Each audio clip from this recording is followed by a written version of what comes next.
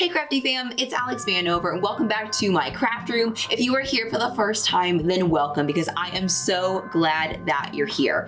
Today I'm going to be talking about a super requested topic, and that is my must-haves for Cricut beginners. I know tons of people who get a machine and then they're super overwhelmed by all of the choices that you need, all the materials you need to get started. So I'm going to be talking about the materials that you need to buy as well as the tools you need to have available to you in your craft room. So let's get to it. So first, let's talk about tools. The first and most important tool that you absolutely have to use a Cricut is Cricut Mats. Now, as you can see, this brand is Carta, so you don't necessarily have to have Cricut brand mats, but mats are essential for running your machine. And that's because any material that you put into your machine has to be put on a mat in order to be stabilized so that it can be cut by your Cricut. The way that these mats work is that they are sticky, and so you're going to stick your materials to the sticky area of this mat before you put it into your machine.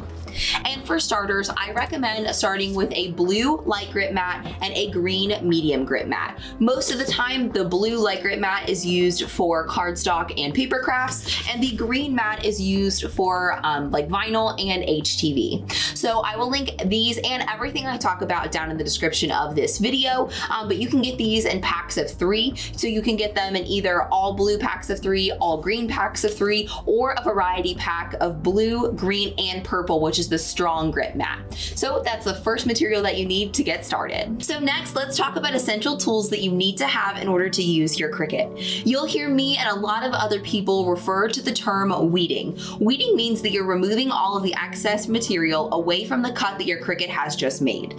And you need a tool for weeding, and my preferred tool for that is a pin pen. You can get this pin pen from 143vinyl.com. That's where I get mine, and I absolutely love this over anything else probably in my toolkit. And basically what this is a pen body with a stainless steel tip needle in the end of it that's very, very fine. And this allows you to quickly and easily pick up all the vinyl that you need to get rid of and leave behind all the vinyl that you want to leave behind and transfer onto your surface. So I highly recommend a pin pen as a weeding tool for you. You'll also hear people talk about the Cricut weeding hook and things like that. That's not necessarily a bad thing, it's just not my preference because the hook is shaped like this. I don't find it very comfortable for my wrist to kind of dig and pick up vinyl that way. That's why I prefer the pin pen weeding tool, but that of course is always your preference.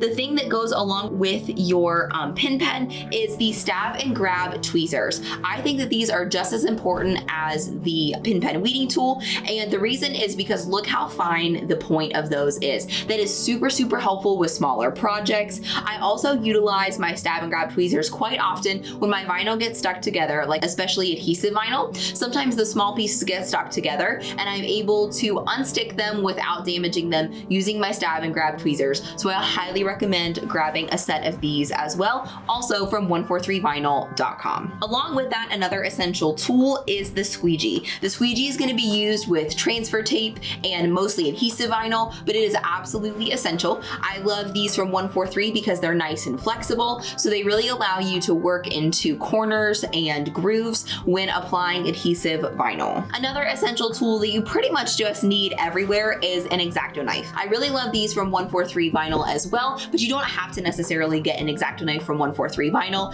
I just like that they're a little nicer than your average X-Acto knife. They also carry replacement blades that are really helpful so that you don't have to buy a new X-Acto knife every time your blade gets dull. And then another essential that I'm sure that you guys already have in your home, whether you're a crafter or not, of course, is scissors. Scissors are used for like basically everything, but these are pink sparkly scissors, which make them a little bit extra fun. So I'll link these in the description in case you want this exact pair. And like I said, any pair of scissors will work, but it is helpful if you have a sharper pair of scissors. So you want to make sure that you designate a pair as craft scissors and only use them for crafting so that they stay nice and sharp. So another essential in kind of the weeding section that you might want to use is an iVine weeding berry. These guys are from Amazon and they are super, super helpful when weeding projects, and my transfer tape is rolling away.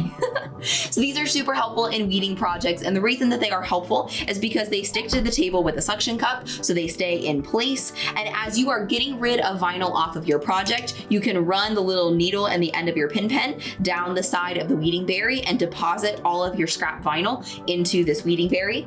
But since it is silicone, it is super easy to open up these little petals and clean it out right into your trash can when it gets full. So I highly recommend having some sort of container for all of your vinyl, and I love having one of these. And the fact that this is silicone means that vinyl is never going to stick to it, so it's really super easy to clean out. Another essential tool that you'll need when crafting, of course, is different ways to measure your projects. So I carry a small tape measure with me, but one of the most commonly used ones, at least by me, is one of these like seamstress tape measures, and I actually cut mine off at about 25 inches just because I don't usually use more than that, but I really like having one that has a little bit more flexibility, because every time I'm trying to decide what size to make my project, this will flex around curves and stuff like that, so I can decide what size I want to make my projects by curving this around, say, a coffee mug or a tumbler in order to size my decals. Another thing that's really useful, especially when you're making shirts and you're new to the Cricut,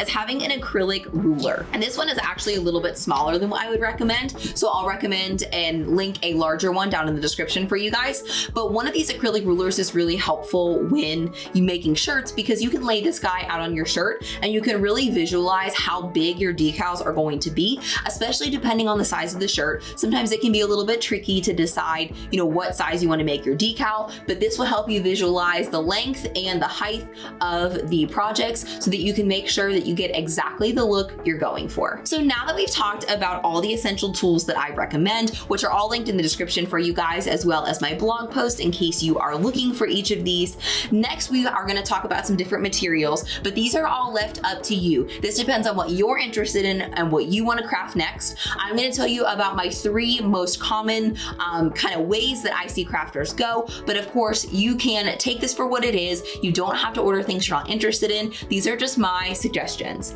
So let's get into materials. So the first path that I see a lot of new Cricut crafters take is using adhesive vinyl. And adhesive vinyl is what some people will call sticker vinyl, where the back of it is sticky and it's made for pretty much any non-fabric hard surface. So you can decorate adhesive vinyl with on car windows, coffee cups, tumblers, wooden signs, your Cricut machine. If you're planning on labeling anything using your Cricut, you're gonna want adhesive vinyl. And my preferred brand of adhesive vinyl is StarCraft HD, which I also buy from 143 Vinyl. StarCraft HD is newer to the market right now, but I'm telling you guys, I have used a lot of vinyl and it is by far my favorite. Not only is it awesome and easy to work with, but it also comes in both matte and glossy colors, which I love because I really prefer a matte finish, and that's kind of hard to find in permanent adhesive vinyl. So I recommend that you start with StarCraft HD, which stands for high durability, by the way. And 143 Vinyl has lots of great bundles that you can use to get started. So I'll link some down in the description if you want to check those out. But as far as color suggestions go for what you want to get started with, I definitely recommend starting with black and white because that's what you're probably going to use the most of. And then just grab another handful of colors that you like to use. If you want to go a little more general, maybe you can do like some red and blue and yellow and green to go kind of the primary color scheme, or you can just grab some of the colors that you love, like lavender, mint, silver, gold. Any direction that you want to go is totally okay, but those bundles are a great way to get going so that you're not super overwhelmed by all of the color selection.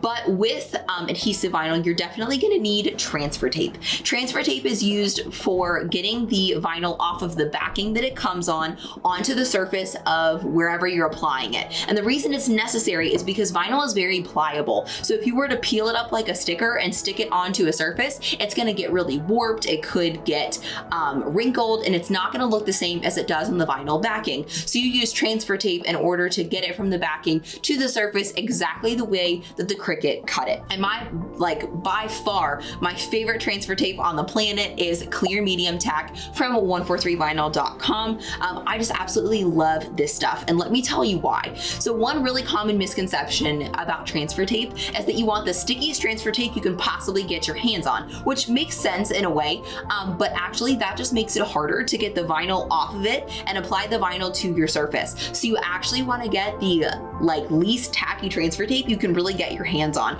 and this stuff is great for that. I never have trouble getting my vinyl off of my backing with clear medium tack transfer tape. So also link that down in the description for you guys. But before I move away from the adhesive vinyl section, I want to caution you about something I'm pretty certain that you're going to hear about. If you're on Facebook and you're in any of the Facebook Cricut craft groups, you're going to hear about people using Dollar Tree contact paper as transfer tape.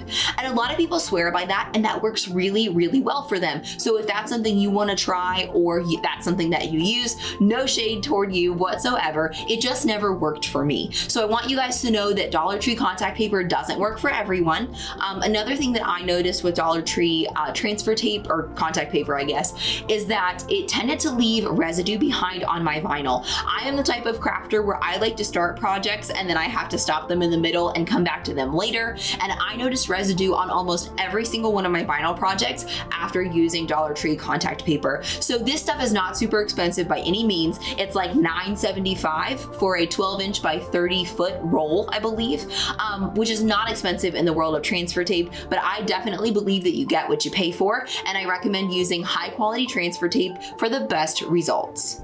So the second route that I see a lot of crafters take besides adhesive vinyl is the heat transfer vinyl route. Heat transfer vinyl is abbreviated as HTV. That's what you'll hear me call it, but you may also hear the term iron-on. And the reason that you'll hear iron-on is because Cricut's brand of heat transfer vinyl is called iron-on. So heat transfer vinyl, HTV, and iron-on are all the same thing. And that's what a lot of crafters get into because they bought their Cricut in order to make t-shirts. A lot of people are interested in making shirts, and that's what you use heat transfer vinyl for, but you can also use it on lots of other fabric projects. So the brands that I recommend that you get started with for heat transfer vinyl are Caesar EasyWeed and StarCraft Softflex HTV. I really love both of those brands. I think that they're both amazing. One difference between the two of them is that StarCraft Softflex is a matte finish HTV, which I absolutely love. I told you guys before, matte finish is my thing, so I really, really like that. But I also love Caesar EasyWeed, and you'll find that Caesar EasyWeed tends to be more like semi-gloss or glossy, depending on how you see it, as far as HTV goes. And I would recommend both of those, again, from 143vinyl.com. You can find those both linked in the description, and they have bundles for both of those kinds of HTV. So if you want to start with a bundle just to get yourself started, feel free to do that. But again, as far as colors, I always recommend getting extra black and white, and then just selecting other colors that you think you may want to try. It's kind of a trial and error thing, and it depends on each person. So I can't exactly tell you what you're going to need depending on what you're making, but just grab a handful of colors and I'm sure that you will play around and love it. And the great news about heat transfer vinyl is that you can use it and apply it to shirts using just regular household products like these.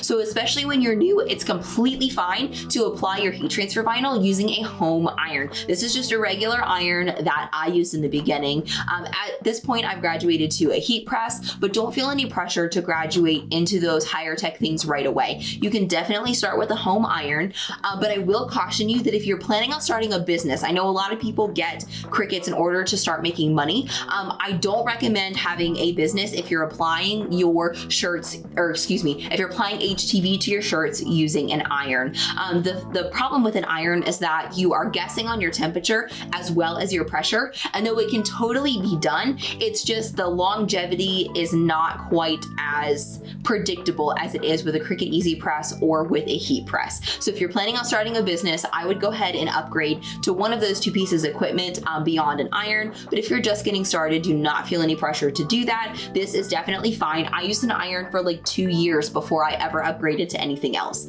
So don't be in a rush to do that. You'll also need parchment paper in order to apply your HTV. And the reason you want parchment paper is because you want to protect your iron from getting any HTV on it during the application process. So you can use both of those to apply HTV. And I have a video that is going to show you how to do that. So don't worry if you've never seen how to apply HTV HTV, I'll show you everything you need to know using stuff that you have laying around your house. The third and final route that I see most new Cricut crafters take is into the paper and cardstock world. And I think that that is a great way to get started because it's a lot of fun. Most commonly with paper, people will make greeting cards or gift tags, paper flowers, and so many other fun things. So I highly recommend you grabbing the supplies for paper if you're interested in learning how to do those things. And if you're just getting into cardstock, I recommend starting with 65-pound cardstock. And my favorite place to get that is just Michaels. Michaels carries the Recollections brand of cardstock. That's kind of their house brand. And they have tons of great packs in either specific colors paired together, or they have kind of rainbow packs that have a little bit of every kind of paper in them. All of my packs are like mismatched and crazy because my paper is terribly disorganized. So I don't have any to show you, but I will link some suggestions down in the description for you. And honestly, if you just go walk the aisles of Michaels, that's the best way to get started in my opinion, but you can also order it all online. Another way that I love getting into paper is pattern paper. You guys, pattern paper has my heart because I see so many uses for it. So one of my favorite places to order that is just Amazon. I get these like paper packs that are themed for different seasons, and I think these are so much fun. So I'll link some suggestions down in the description, especially this Carta brand. They have such cute paper for like basically every season. So I recommend checking that out if you're interested in doing more like cards and gift tags. That's going to be really, really useful. If you want to get into paper flowers and that's something that you really are interested in, luckily I have tons of great tutorials about paper flowers on my channel, but you're just going to want regular 65-pound solid cardstock for most flowers, at least that I'm going to show you on my channel. So that is super simple. But let's talk about some specific tools that you're going to need to use with paper crafting. First, the most important probably is adhesives. My favorite adhesive with paper crafting is actually double-sided tape because I am super, super messy with glue. So I'll link the variety pack that I have down in the description. A variety pack is great with double-sided tape because you get lots of different widths of the roll. So you'll use a lot of different sizes depending on the project that you're making.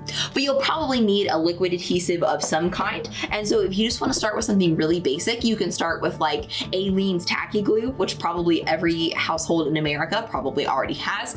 But if you don't, grab some tacky glue the next time you go to the store because both of those are really, really basic, but really important as far as paper crafting goes. Oh, and another glue that I recommend that you have for pretty much anything is a hot glue gun. This is especially helpful in paper crafting, but you can pretty much use a hot glue gun like across the board for everything. My favorite one so far has been this Surebonder one, so I'll be sure to link this in the description for you along with the glue. But you guys know, I mean, you can literally buy a hot glue gun at like Walmart or pretty much anywhere, and they all work great. Another thing that I recommend that you pick up for paper crafting is a little red scraper from 143vinyl.com. I know you guys can't tell the difference most likely in this video, but this is a much sharper, much harder little scraper than this squeegee. The squeegee has a really kind of thicker, rounded edge and is made of much softer plastic, whereas the little red scraper is a lot stiffer. And this is great for scraping paper off of the mat after you take it out of your Cricut. Because if you guys have never done anything like that before, just wait. If you cut a really intricate project, you'll be scraping off the paper for 20 minutes if you have to take it piece by piece. So I love using these, and in all of my paper crafting videos, you'll see me use a little red scraper. And last but not least, I highly recommend grabbing one of these. This is called a bone folder, and bone folders are really important because they help you deepen the creases in paper crafting. A lot of times, let's say you take a plain card and you fold it in half, the card is gonna pop open like this because the crease is not deep enough. So the bone folder just helps you run along the creases and make sure they're nice and deep so that all of your cardstock projects stay nice and flat. So I hope my suggestions cleared up a few things for you and gave you some direction if you're a brand new Cricut owner. And if you're a brand new Cricut owner, then congratulations. I'm so excited that you've joined this whole crafting world that I bet you didn't know existed before this. So I'm super excited to see where this goes for you. And again, I know I said this probably 100 times, but everything is linked down in the description of this video in case you want to try anything that I showed you, or in case you just want to compare it to what you already have. It's all linked down below for you, as well as in my blog post. But if you have any other questions, you guys know you can drop them in the comments for me and I'm happy to answer them, or you can shoot me a message on social media. I love getting to know you guys and chatting with you, so you can find me at DIY Alex Vanover on pretty much all major social platforms, but I'll also link everything down in the description in case you want a direct link to any of my social media. And if you want to check out some of the things that I've made using my tutorials, or if you make anything using my tutorials, you can use the hashtag DIYAlex if you share anything out on Instagram, because I love checking that out, following that hashtag, and seeing what you guys are making. And if you haven't already, I would really appreciate if you would subscribe right here to the DIY Alex YouTube channel, scroll down just a little bit and ring the bell right next to subscribe so that you never miss when I upload a new video, which is always on Friday at 8 p.m. Eastern Time. And if you're still new to the Cricut and you want to learn more about the basic skills it takes to master your machine, definitely check out my Cricut for Beginners playlist right here, because it's got tons of super easy videos that were made just for beginners just like you. I hope we can craft again soon.